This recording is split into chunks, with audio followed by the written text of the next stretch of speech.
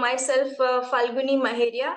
I have done my master's in English literature and journalism as well. I'm having almost 3 years of experience in news media, and now I have changed my domain to digital marketing. Why did you choose to build a career in digital marketing? I was so much interested to know like everything about digital marketing. I'm interested, and because it is a fastest growing industry, so that's why I'm so much interested. Why did you choose CDMM by Digital Vidya? The modules which they are having, specialization modules and core modules, and the mentors which they provides, they're really great compared to other organizations. That's why I choose CDMM of Digital Vidya. Anything else or any suggestion or feedback you would like to share with us or with others? I'm just grateful to be a student at Digital Vidya.